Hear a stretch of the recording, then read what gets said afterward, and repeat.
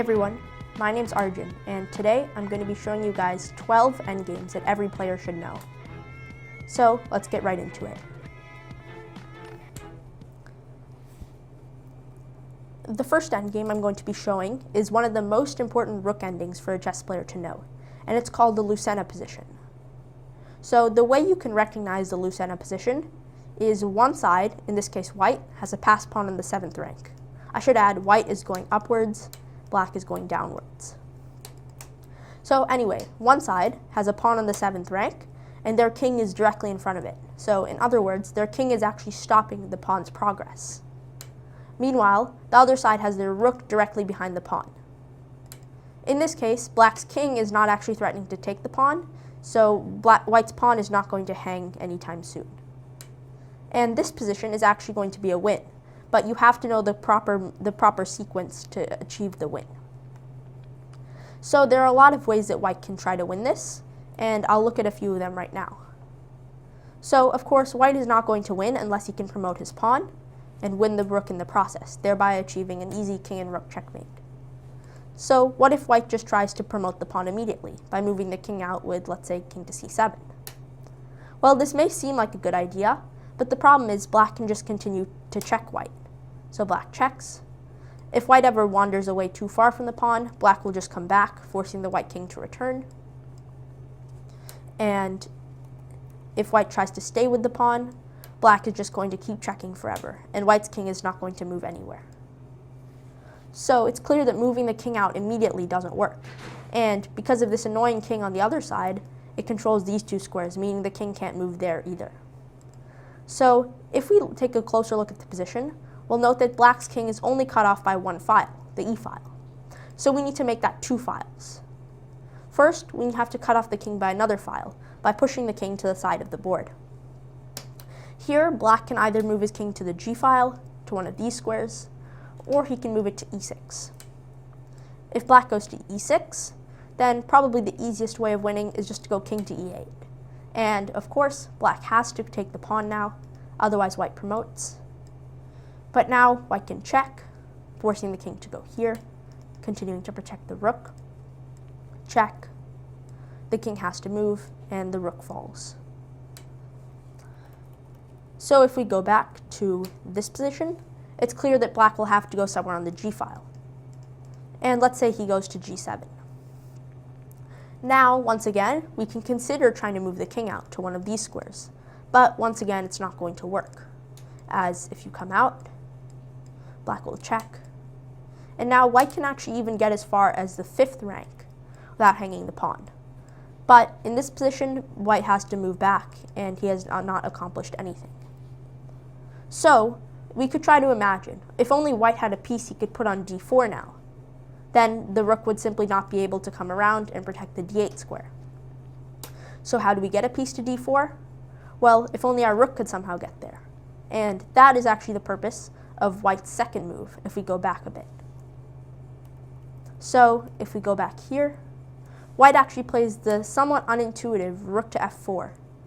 And the idea is he's going to try the exact same sequence I discussed earlier, where the king comes out, and then the rook will block a check. So let's see that plan in action. So of course, black cannot really move the rook away, because then white can simply bring the king out anyway. And now if black moves the king, he gets nothing done, and basically it won't really matter what black does. So let's just say he moves the rook on the file. It doesn't really matter where. Now white can bring the king out to e7 or to c7. Black will obviously have to check the king, like this. Now white should bring the king here, and black is obviously forced to check again. Now white keeps maneuvering until he can get the king to d5, like this. And now rook to d1 is forced, and we see the plan we've been discussing this whole time, where the rook moves to d4. Now black is forced to take, and the pawn will promote next move, therefore securing an easy win. So the main takeaways from the Lucena position are, first, the black king should be cut off by 2 or more files, which is why we played the move rook f1. And second, after this, White should move the rook to the 4th rank, so that he can therefore do what's called building a bridge, where as he brings the king out, the rook is there to shield a check. The second position is considered also one of the most important rook endings to know, and this one is actually called the Philidor position. So, to recognize the Philidor position, one side, in this case we have black, and black has an extra pawn. Usually it's pretty far advanced, in this case on the 4th rank. And this time, instead of black's king being in front of the pawn, it's white's king. So in other words, white's king is in the way of the pawn. So white's king is going to have to move out of the way for the pawn to promote. So this position is actually a draw, and that's only for the only reason that white's king is the one that is blocking the pawn. So if it was black's turn, black could try and bring the king in, try to create some annoying mate threats.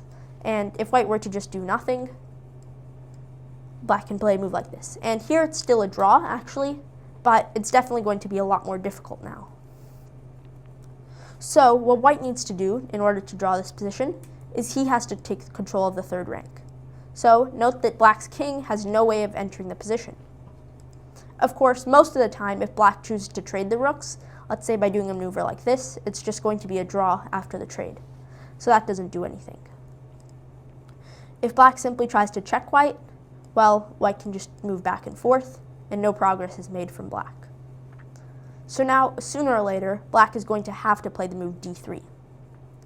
And this may look like a pretty menacing move, but it actually isn't going to do that much.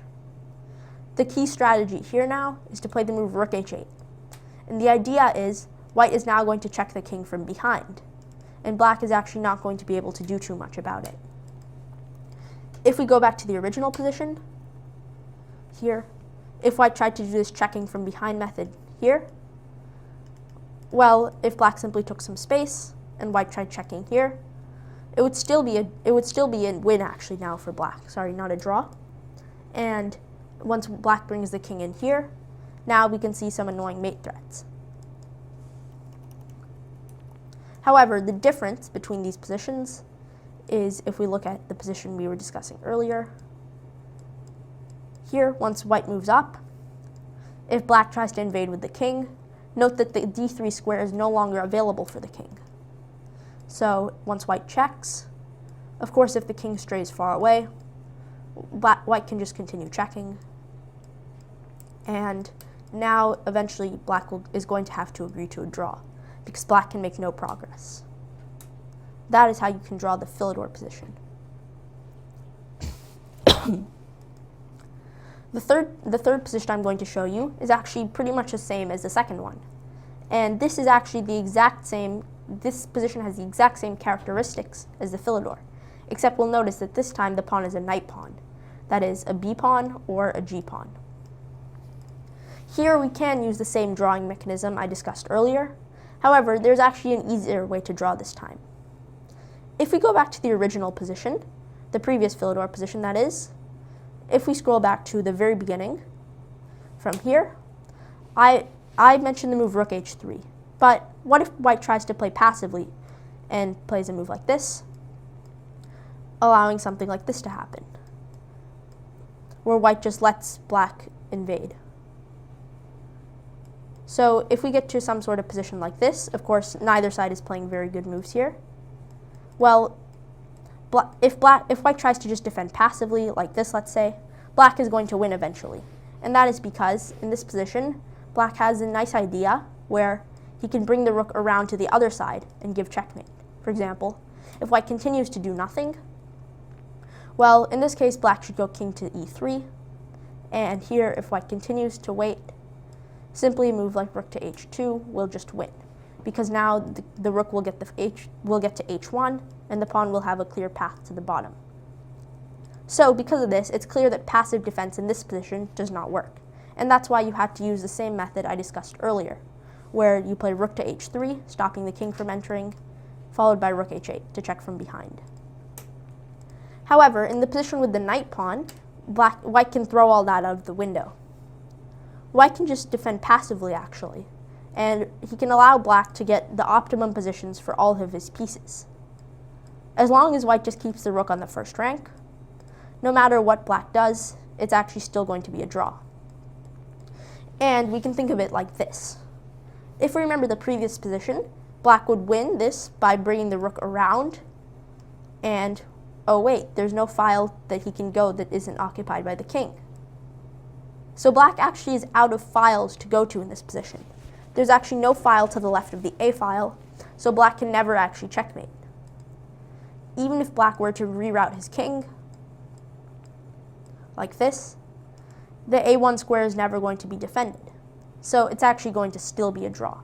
And just to illustrate this, if white just keeps maneuvering, even if black tries to move b2 here, threatening to checkmate, white can simply go rook to g3 and take the pawn with a draw.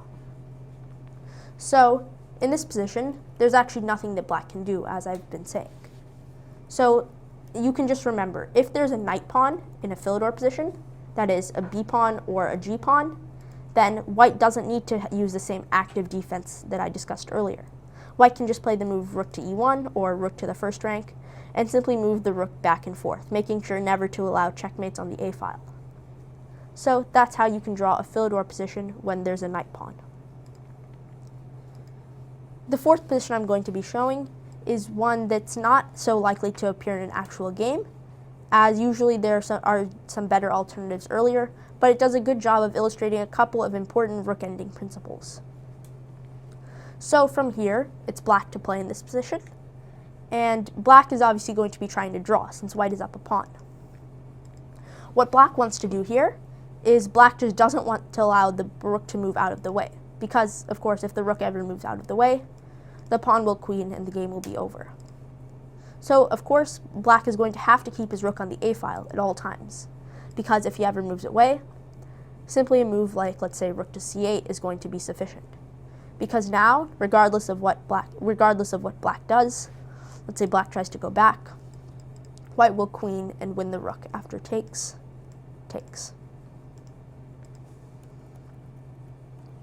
So from the starting position, black is going to have to keep his rook on the A file at all times. So black has a couple of ways to try and draw, and let's look at each of them. One way is to just move the king back and forth. So let's say that white tries to achieve his goal. Of course, white needs to get the king somehow over here. So black just passes back and forth. And it may seem as though white's position is starting to get a bit scary. After all, white's only a few more moves away from getting to b6. But black actually still has nothing to worry about. Of course, the rook will have to move.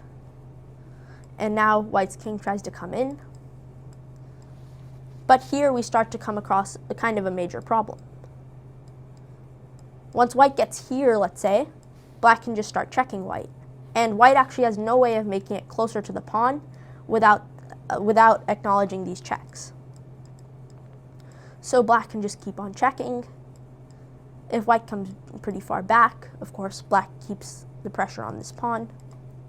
And there's actually no way for white to make any more progress.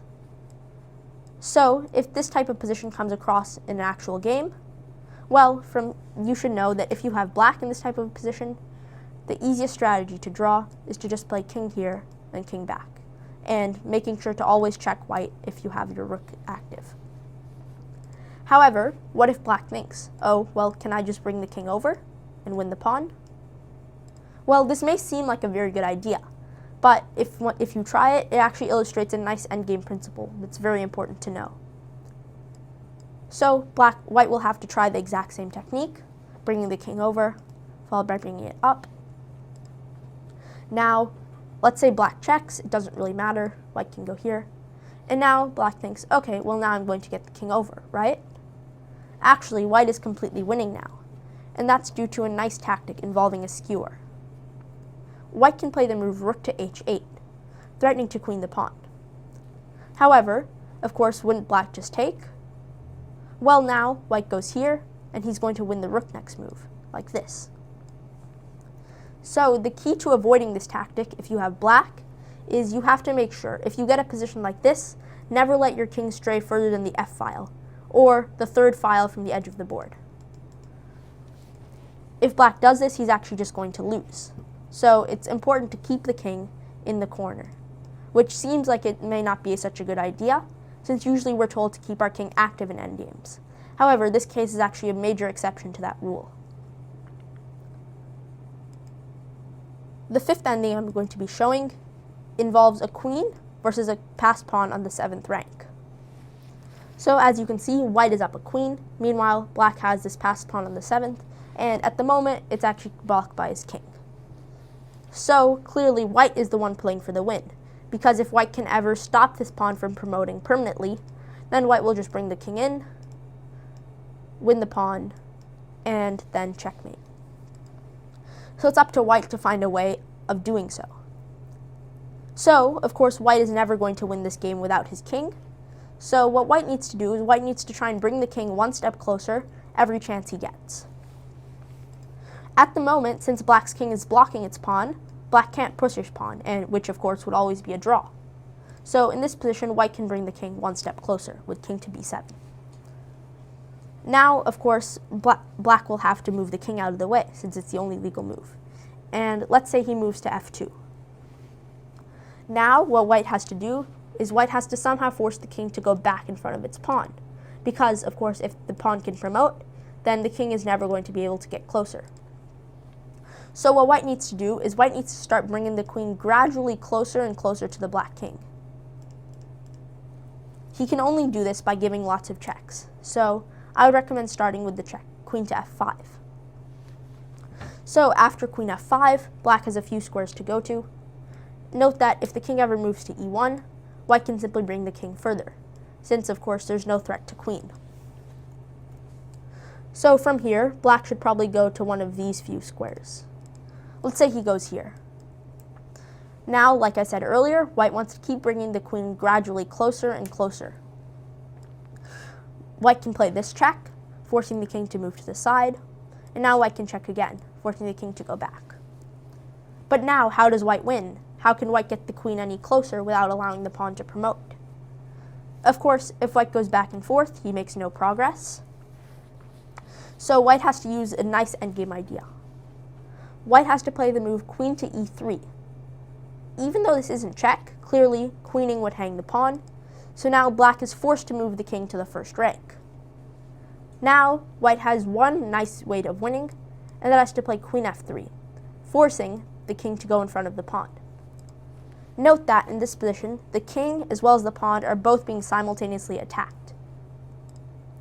Once the king goes in front, white can simply bring the king one step closer. And now we repeat the exact same process. Black brings the king out, threatening to queen. White begins checking, gradually edging closer and closer. And now we have the key. The way of remembering this is if the king is ever one file apart, that is, there's one file in between the king and its pawn, white should always try and move the queen to one square behind the pawn, so in this case, e3. If white can do this, that'll therefore force the king to go back. And if the king is ever on the first rank, most of the time it's pretty easy to win, just by giving enough checks until the king is forced to move in front of its pawn. And now the king will edge closer and closer. So if we continue with the same path as usual, by gradually checking the king, if the king goes here, we have the exact same idea. Remember, the king is still one file apart from its pawn, and therefore we can move the queen one square behind the pawn. This time it's check. And from here, we check again. And from here, it's not too difficult to win anymore. The king moves out of the way, and now white can actually just play queen to d3, because the king, of course, protects the queen. Now, once again, the king has to go in front of the pawn, and now simply king to e3 should win. After king to f1, only legal move, the pawn falls, and soon mate will be delivered.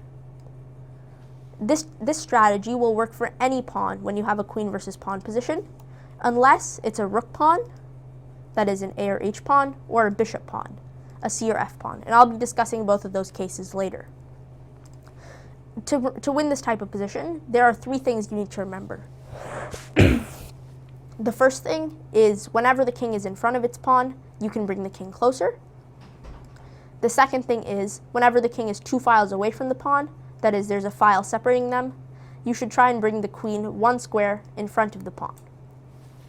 And third, whenever the king is one square diagonally from the pawn, you have to find a check that forces the king in front. That is, for example, if we go through the line I discussed earlier, let's say we have a position like this.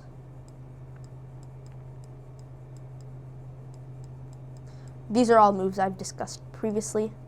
You have to find one move that forces the king in front of the pawn. And in this case, that would just be queen to f3, pushing the king in front. And from here, you can just repeat the process. Bring the king closer, force the king 2 files away, and then so on and so forth. The 6th endgame I'm going to show is similar to the last one. That is, there's a pawn on the 7th, once again. The opposing side has a queen, and the pawn is 1 square away from promotion. However, the previous position I showed had a central pawn, a king or a queen pawn. However, this position involves a bishop pawn, which in this case is the f pawn. I should add, white is still moving upwards, black is still moving downwards. So in this position, it's black to move, of course. If it was white to move, white would just queen. So black can use the same method I taught last time by playing this move and forcing this. And from here, black may feel pretty confident. It looks like black is just going to bring the king in, right? Well, that's true, but that's only for now. Once white brings the king out of the way, now black can give some checks, forcing the king over. And remember, in this position, there's one file separating the king and the pawn. Now black can use the technique I described earlier, putting the queen 1 square behind the pawn. Now this is forced, of course. Sorry. And now it may look as though white has to move in front of the pawn, right? Well, actually no. I'll give you a few seconds to try and find the drawing idea.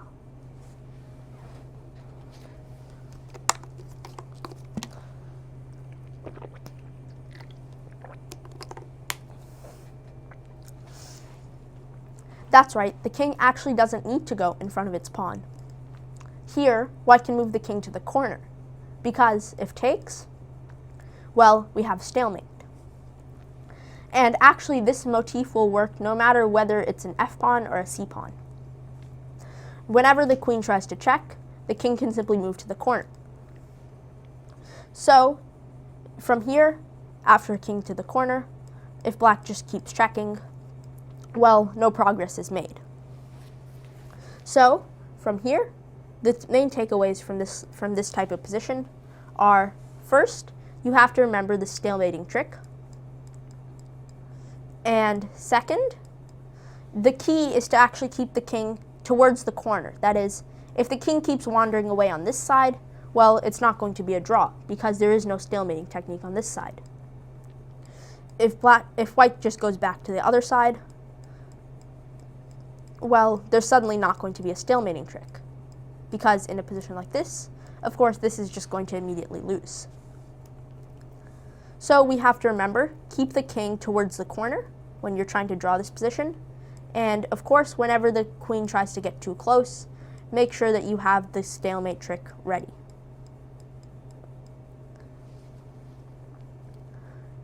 The next position I'm going to be showing is where there's a king and queen, except this time, the passed pawn that's on the 7th rank happens to be a rook pawn. So, from here, we can see that, once again, of course, white is going upwards, black is coming downwards. And you may know that rook pawns often tend to be exceptions in a lot of endgames, like, for example, in rook endings are one. And the same holds true when you have a queen versus a pawn ending. So, in this position, black can do a lot of things, but to follow with the principles, he might want to play king to b2, simply bringing the king closer, as the king is in the corner. White can simply bring the king out, and now black will try the exact same drawing technique, forcing the king back into the corner by using the same techniques. So he follows all the techniques until here. But now, normally white would be forced to move into the corner, and he still is. But now you notice, if black brings the king further, we reach a stalemate. And that's because there is no file to the right of the h file that the white king can go to.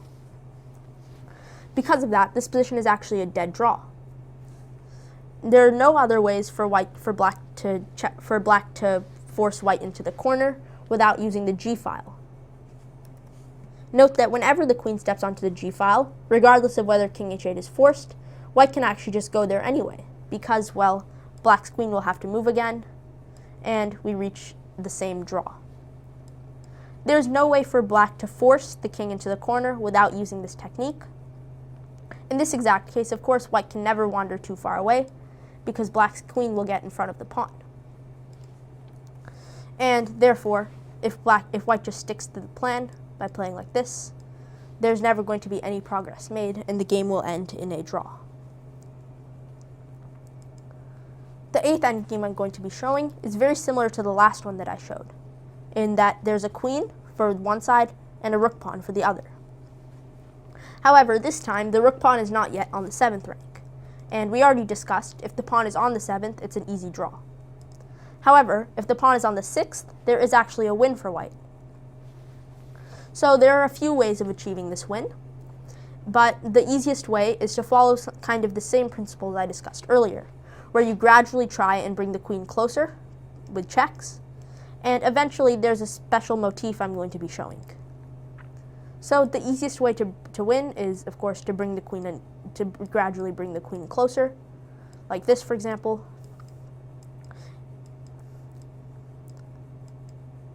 And we bring the queen pretty close to the king, and now the strategy is we want to check on the G file, so the file next to the pawn. So we can play a move queen to G5 check. Now there are a few options for black. If the king ever moves in front of the pawn, there are several ways of winning, but you can just play king to B7 and you'll eventually win. So probably the king should go here. Now we can use the same techniques I discussed in all of the previous endgames involving queens, where note that the king is 2 files away from its pawn, so white can check right behind the pawn, forcing the king over, and here. And now, of course, the king has to go in front, but now we notice, well, the king can just come in. But actually, it's even easier than this. After king h1, the h-pawn is hanging, and since king h1 is the only legal move, takes is just immediately going to win the game. So that is one of the techniques that you can use to win. And another technique involves a nice trap that you can set. So if we go back to the beginning, of course we know that if the h-pawn ever pushes, it's a draw. But there's one thing that is different about this position. If white plays a move like queen to f4, let's say, the h-pawn can't push. And that's because we have queen f1 checkmate. So, based on that, we can conclude if the king is in the corner and the h-pawn is on h2, if the queen can check on f1, it'll actually going to be mate. So we can just keep threatening the f1 square. Once the king moves out of the way, of course here, queen to g3 is going to win the pawn. So king to g2. Now we can just use the same techniques as before, where we check, forcing the king in front, bring the king up, and oops, the pawn is hanging. So we just win. Those are some of the methods that I would recommend using to win a position where we have a queen versus an h-pawn, but the h-pawn is instead of the 7th on the 6th rank. The 9th endgame I'm discussing today is a more complicated one, and this one may deserve more careful study than some of the others. So we notice that black is up 2 pawns, and they're both pretty far advanced. So is it time to get scared with white? Actually, not at all. This is a dead drawn position, but it does require some skill to hold it. Basically, what we can start by doing is imagining, what if the bishop and both of these pawns were taken off the board? Well, we notice that black will only have a king and a bishop, meanwhile white will just have a king. So that's obviously a book draw, because there's no way to make progress. So, based on that, we can reverse engineer that white would always be happy to sacrifice his bishop for black's 2 pawns.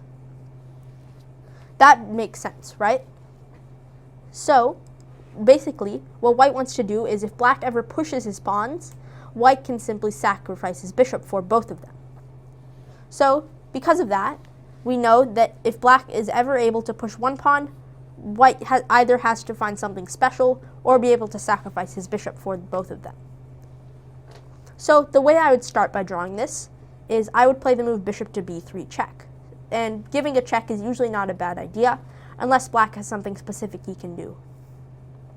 So let's say black goes to e5. Now, surprisingly, the only drawing move is to play bishop c2. The idea is if black ever pushes this d pawn, then white can take it. So for example, if pushes, takes is a draw. And if black just does nothing by, let's say, moving the king, well, white can simply just wait. If black never pushes this d pawn, or this e pawn, let's say, it's just going to be a draw, because he cannot make any progress. Note that the bishop is actually especially useful on c2/b1, because it also threatens the e4 pawn, so the king can never run away, because you can just take the pawn. So, sooner or later, if we get to a position like this, black is going to have to push his e pawn.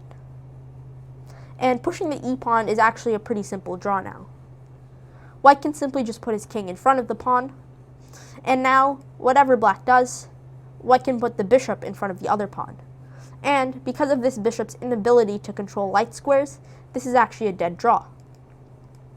Whenever black's king moves, all white has to do is keep control of the d3 square at all times. So, no matter where black positions the rest of his pieces, it's going to be a draw, because the d4 pawn can never move to d3. So, after digesting all of this, if we go back to the original position, you may wonder, well, let's say after king to e5, well, we've already discussed stopping the d3 pawn push, so why can't you play, let's say, bishop to c4? Doesn't this also stop d3? Because, of course, takes is a draw.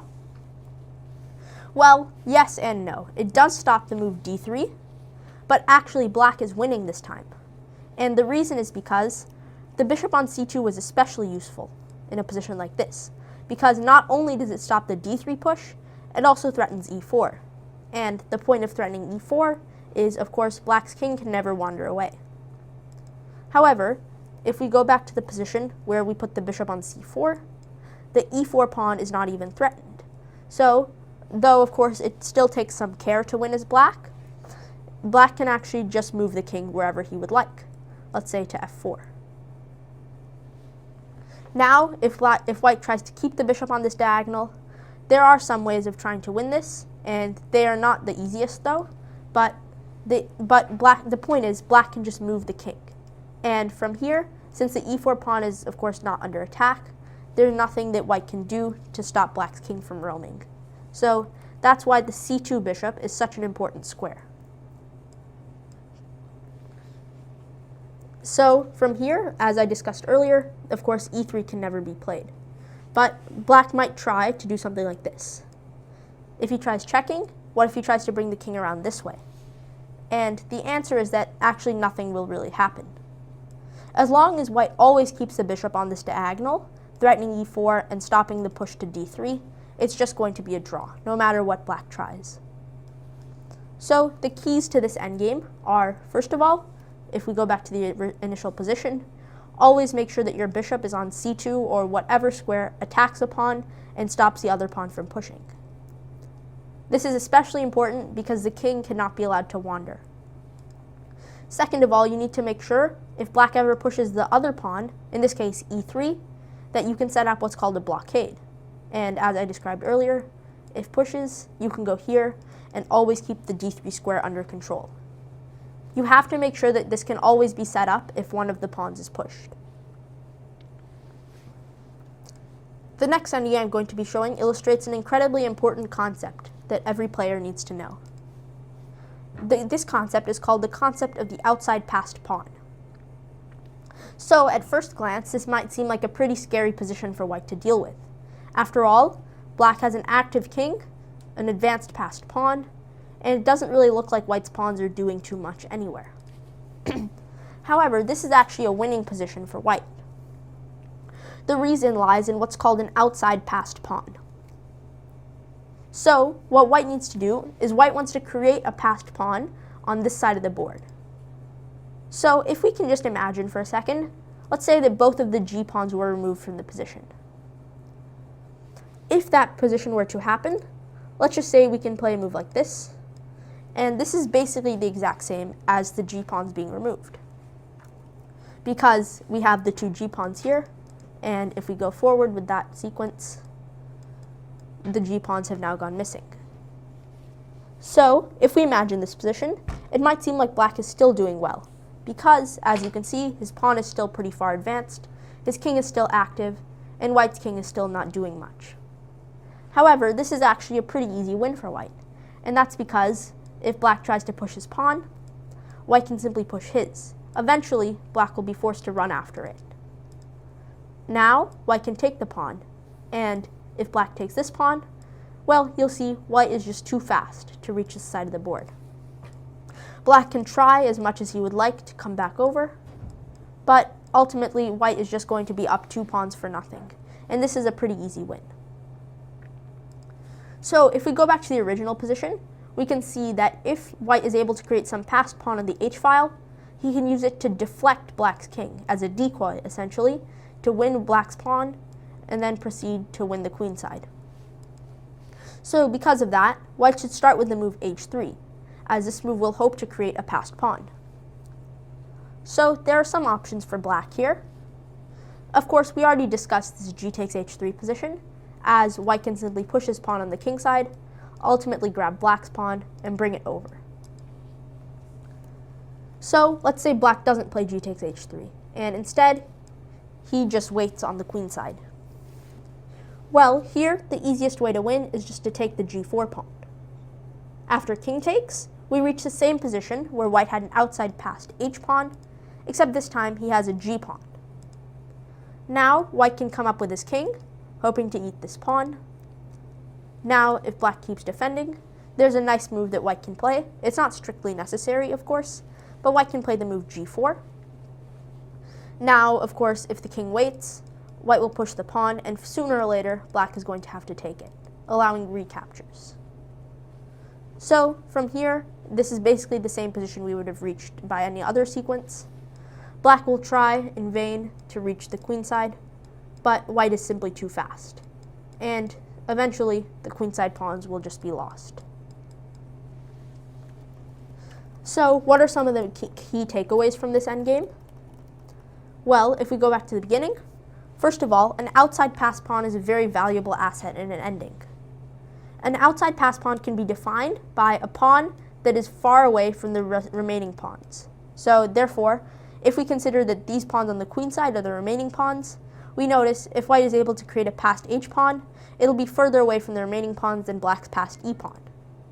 So eventually, white can use the pawn as a decoy to lure black's king away, and eventually, white is going to come over and take all of black's pawns. That is how you can win an endgame like this. The 11th endgame I'm going to be showing illustrates a relatively simple but often hard to understand concept, and this concept is known as triangulation. Though it sounds like a complicated word, triangulation simply means wasting a move to turn a position into a better position. So there are already a lot of things to be considered in the original position. Of course, white wants to promote his passed pawn, while black wants to stop him. So what are white's options, and what does black do about each? Let's say that white brings the king up. Well, black, of course, will take the opposition by doing this, and if white ever retreats, black can just copy. So if white pushes, we actually just reach a draw, because this is a well-known drawn position. So if white tries to go king to e6, king to e8 will simply stop white from making any further progress in this line. What if white tries to move king to f5? If black does nothing, white can just come in and win black's h-pawn, which should be an easy win. However, the problem for white is black can just play the move king to f7. Now, white is forced to move back, and black can come back as well. Now we've just reached the initial starting position, so it's clear white hasn't done something right. So, white has a few other options. White can either move the king to the side, which would allow a simple move like king to f7, forcing a repetition. Or he can move the king back to a square like e4 or f4. So let's say white moves to e4. Take a second and see what would you play if you had the black pieces. Of course, white is still winning this position, but it's interesting to try and figure out what the best defense is for black.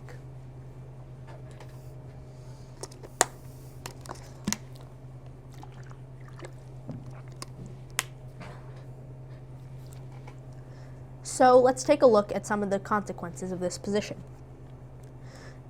If black plays a move king to f7, white can simply bring the king up. And now, if black moves back, then white will come in and win h6 with an easy win. However, what if black moves to the side, like this? Well, if white tries to come back, we reach the starting position once again. And if white plays this move, and in this position, if white plays here, black will just come back. Now this will reach us back to the starting position. So it's pretty clear that king e8 is probably the best way for black to play. But what does white do now? Well, simply moving the king forwards is not going to do anything, because, as we already discussed, black has good responses to each. What white needs to do is he has to wait another move. White has to play the move king to f4. So you'll notice that, of course, king to f7 loses again due to king f5 and the king infiltrating. So f7 is actually a poison square for black, unless white's king is already on f5. You also will remember that in the original position, what white wanted to do was white wanted to reach this position, except he wanted it to be black's move.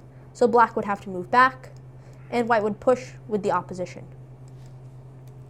So if we go back to the position that we've been discussing, right here, then it's clear, of course, king f7 doesn't work, and king f8 is therefore the only option. So from here, white can actually play the move king to e5.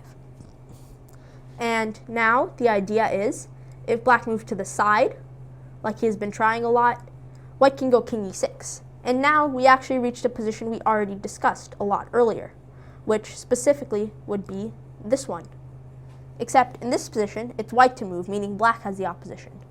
But in the position that we're on right now, after the following sequence,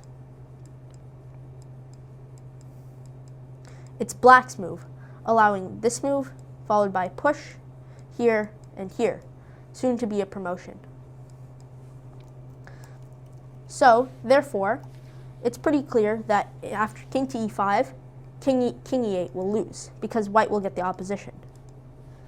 And we already know that the move king to f7 will lose in pretty much any position, because this is a poison square unless white's king is on f5. But here, since it's black's turn, black can move back, and white will come in and win the pawn, soon to be the game. However, there's one last trick left for black in this line. So, from this position, after king to e5, in this line with king to e8, after pushes, here, here, here, king up, black can play this move.